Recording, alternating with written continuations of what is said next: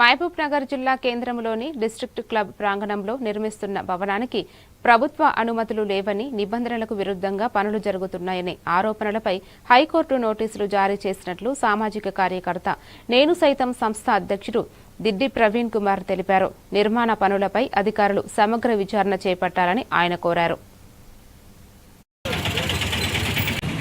రూపాయలతో మహబూబ్ నగర్ జిల్లా కేంద్రంలో జిల్లా కోర్టు ఎదురుగన డిస్టిక్ క్లబ్లో నూతనంగా నిర్మిస్తున్నటువంటి జిల్లా క్లబ్ దాదాపు 12 కోట్ల రూపాయలతో నిర్మిస్తున్నటువంటి ఈ యొక్క జిల్లా క్లబ్కు న్యాయస్థానాన్ని ఆశ్రయించడం జరిగింది. హైకోర్టుని ఆశ్రయిస్తే హైకోర్టు వారు మొట్టికాయలు పెడితే హైకోర్టులో వాదనలు వినిపిస్తే వాళ్ళు చెప్పారు, మున్సిపల్ అడ్మినిస్ట్రేషన్ సంబంధించిన వాళ్ళు municipal standing council Telangana government క్లియర్గా చెప్పడం జరిగింది. ఆ డిస్టిక్ క్లబ్కు మాకు ఎలాంటి పర్మిషన్స్ లేవు, పర్మిషన్స్ ఇవ్వలేదు. దానికి సంబంధించిన కనీసం మామ్నార్ క్లబ్కు సంబంధించిన ఒక్క కాగితం లేదండి. నేను ఈ విధంగా సూటిగా ప్రశ్నించదలుచుకున్నా, మామ్నార్ మున్సిపల్ కమిషనర్ గారు ఏం పని చేస్తున్నారు?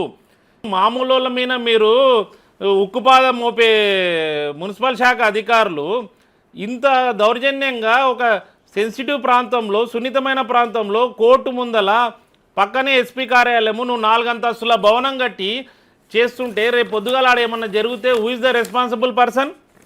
అక్కడ జరిగే పక్కనే ఎస్పీ కార్యాలయం ఉంటుంది, ఆర్మ్ స్టోర్ ఉంటుంది. దానిపైన మేము పోరాడుతున్నాం. ఈ సందర్భంగా ఒకటే చెప్తున్నాం, హైకోర్టు మొట్టికాయలు వేసి జిల్లా క్లబ్ అధ్యక్షులకి, కార్యదర్శి